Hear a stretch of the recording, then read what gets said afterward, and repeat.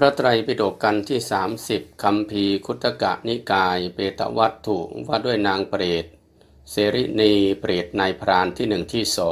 2ดำเนินความตามอัตถกถาแห่งเปตวัตถุคัมภีร์ปรมัตถทีปณีนั้นว่าเมื่อสมเด็จพระบรมศาสดาทรงประทับอยู่ที่พระเจตวนารามกรุงสาวัตถีได้ทรงปรารภนางเปรตผู้ชื่อว่าเสรินีให้เป็นต้นเหตุจึงได้ตรัสเทศนาเรื่องนี้ไว้ให้เป็นประโยชน์ผลแก่ประชุมชนทั้งหลายกล่าวคือมีหญิงแพทย์สยาคนหนึ่งชื่อว่าเสรินีอยู่ในเมืองหัตถินีภิกษุทั้งหลายได้มาประชุมกันในที่นั้นเพื่อจะทำอุโบสถในที่นั้นก็ได้มีภิกษุมาประชุมกันเป็นอันมากชาวบ้านก็ได้พากันจัดเครื่องให้ทานมีงาข้าวสารเนยใสเนยข้นน้ำผึ้งเป็นต้นแล้วก็บริจาคมหาทานก็ในคราวนั้นหญิงแพทย์สยาคนนั้นเป็นคนไม่มีความเชื่อถือเลื่อมใสมีใจ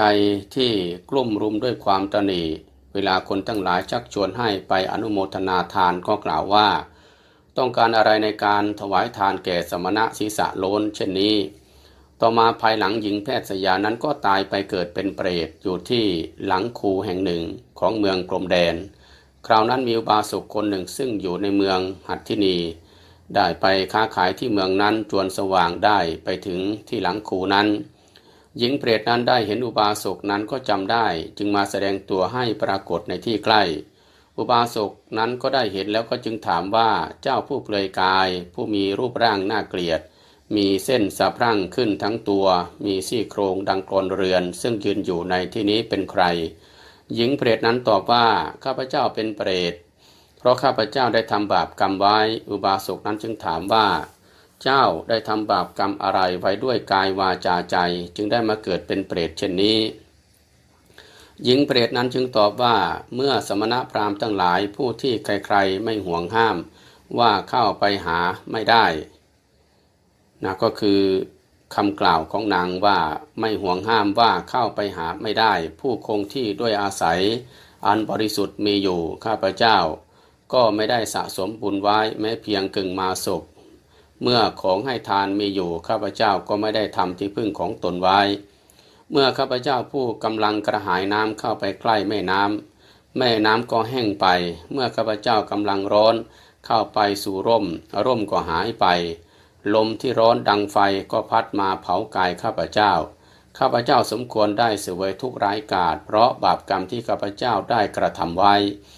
เวลาท่านไปถึงเมืองหัตถินีบุรีขอท่านจงบอกมารดาของข้าพเจ้าว่าได้พบธิดาของเธอแล้วธิดาของเธอได้เกิดเป็นเปรตทนทุกขเวทนาเพราะได้ทำบาปกรรมไว้ทั้งจงบอกว่าทรัพย์400,000ซึ่งข้าพเจ้าได้ฝังไว้ใต้ถุนเรือนตรงกับที่นอนนั้นมีอยู่ขอจงให้มารดาของข้าพเจ้าให้ทานและแผ่ส่วนบุญให้แก่ข้าพเจ้าด้วยที่เหลือให้ทานก็จงให้เป็นของมารดาเมื่อมารดาได้แผ่ส่วนบุญให้แก่ข้าพเจ้าแล้วข้าพเจ้าก็จะพ้นจากความเป็นเปรตได้ความสุขกายสบายใจอุบาสกนั้นรับถ้อยคำของหญิงเปรตนั้นเวลากลับไปถึงเมืองหัตถินีบุรีแล้วก็ได้บอกแก่มารดาของหญิงเปรตนั้นตามที่หญิงเปรตนั้นส่งมา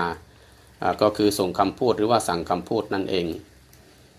มารดาของหญิงเปรตนั้นก็ได้ให้ทานและก็แผ่ส่วนบุญไปให้หญิงเปรตนั้นก็ได้พ้นจากความเป็นเปรตมีร่างกายอันน่ารักใคร่เอ็นดูพอถึงเวลากลางคืนก็ได้มาแสดงตนให้ปรากฏแก่มารดาแล้วก็เล่าเรื่องให้ฟังมารดาก็ได้บอกแก่ภิกษุทั้งหลายให้ทราบภิกษุทั้งหลายก็นำกราบทูลพระพุทธองค์